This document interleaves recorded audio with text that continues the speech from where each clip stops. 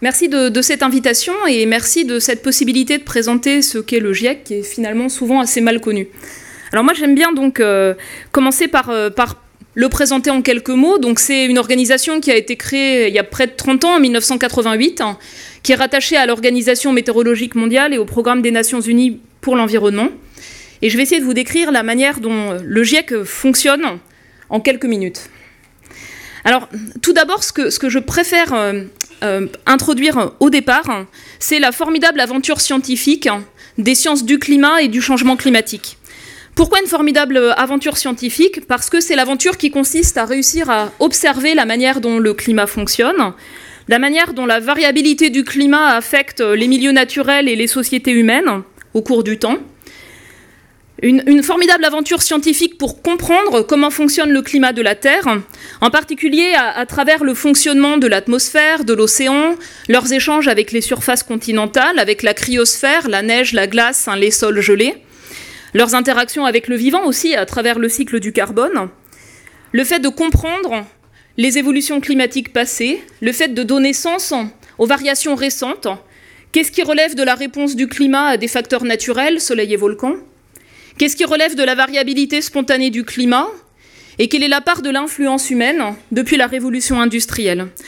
Et l'ensemble de ces recherches, elles sont conduites dans des laboratoires, dans des centres de recherche, dans des universités du monde entier, aujourd'hui, avec des moyens d'études qui sont des observations, qui sont des analyses statistiques, qui sont de la physique appliquée à l'objet complexe qui est le climat, et qui s'ouvrent à travers l'enjeu du changement climatique à toutes les disciplines scientifiques, puisqu'il y a également tous les travaux qui portent sur l'étude des impacts du changement climatique, des vulnérabilités, des options d'adaptation et des options d'atténuation, c'est-à-dire les transformations de tous nos secteurs d'activité pour construire un développement durable en rejetant moins de gaz à effet de serre.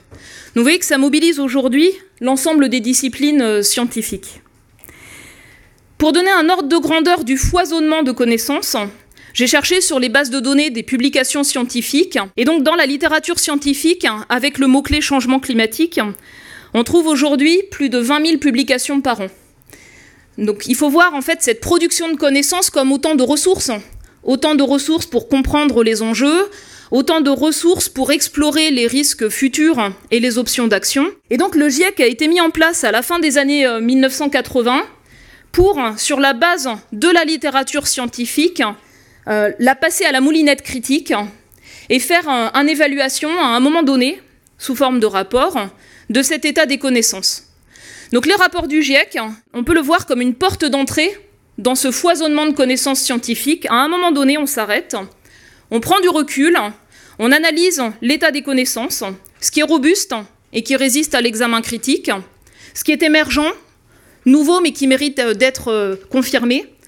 Pourquoi est-ce que sur certains sujets il y a des controverses, c'est-à-dire où sont les racines des controverses, pourquoi certains jeux de données, certaines analyses sont en contradiction les unes avec les autres, et puis où sont les sources d'incertitude. Donc c'est vraiment là en fait, le travail essentiel du GIEC, c'est de produire ces évaluations critiques de l'état des connaissances collectivement et avec un système de relecture.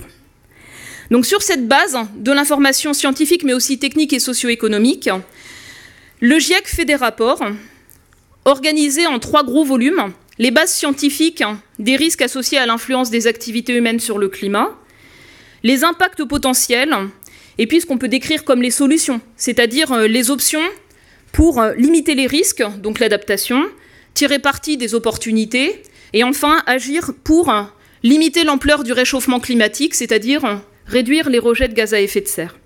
Un point important dans l'élaboration des rapports, c'est donc cet ensemble de principes de rigueur, d'analyse de la robustesse des conclusions, de traçabilité sur les éléments scientifiques permettant de parvenir aux différentes conclusions, et puis cette objectivité qui est nécessaire, une objectivité qui est atteinte par la diversité des auteurs des rapports qui viennent des différentes régions du monde, une objectivité qui est aussi renforcée par un ensemble de phases de relecture critique des différents rapports. Alors je vais vous décrire brièvement comment ça fonctionne.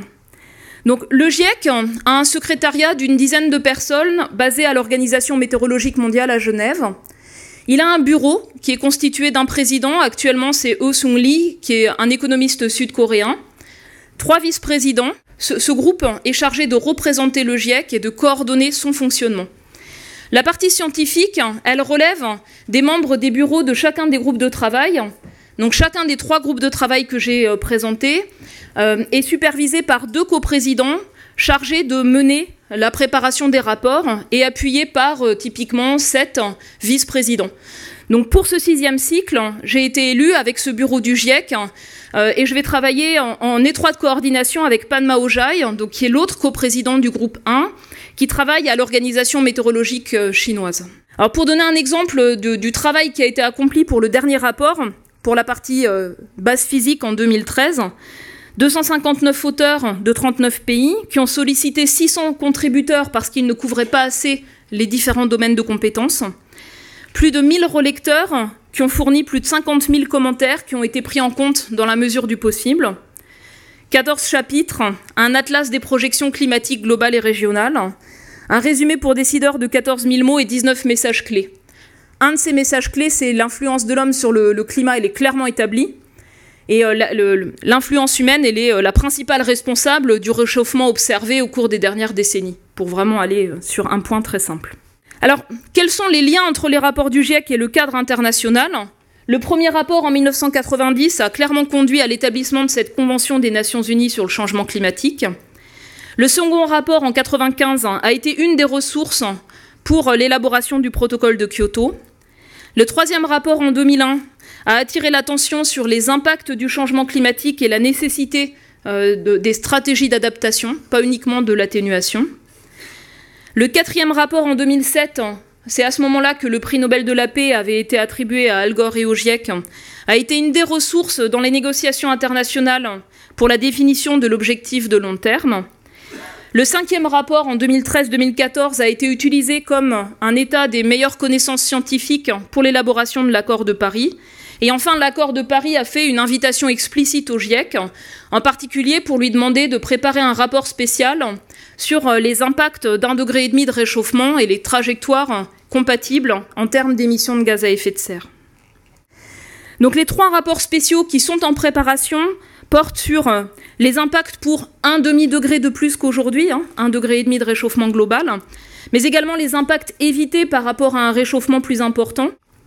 Le deuxième rapport spécial que l'on va préparer cette fois pour septembre 2019, donc 1 an plus tard, il porte sur les océans et la cryosphère, donc la neige, les glaces et les sols gelés, dans un climat qui change. Le troisième rapport spécial portera sur changement climatique et terre. Il est également préparé pour septembre 2019.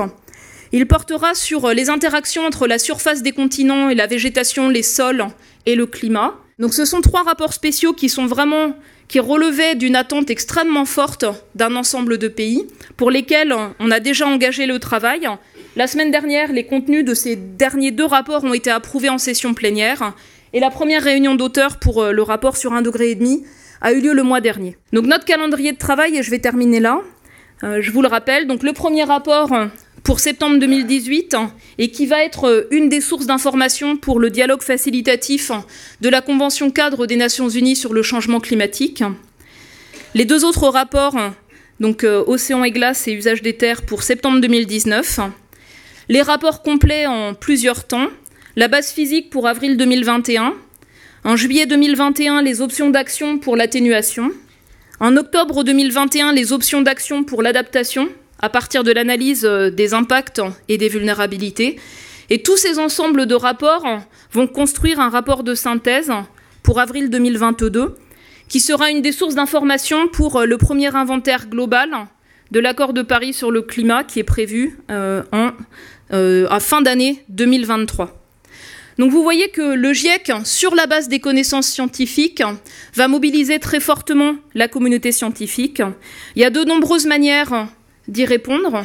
La production de connaissances, et c'est aussi important que les productions de connaissances issues du monde non académique, le monde de l'entreprise, puissent être utilisées. Et pour cela, la meilleure solution, c'est que ces connaissances passent aussi dans la littérature scientifique à comité de lecture. C'est la base des rapports du GIEC. C'est important donc de pouvoir mobiliser cet ensemble de connaissances, de sorte que ces connaissances ne restent pas dans nos laboratoires, ne restent pas dans les entreprises, mais qu'elles soient intégrées et que la prise de décision publique puisse utiliser l'ensemble de ses connaissances comme ressources. Merci de votre attention.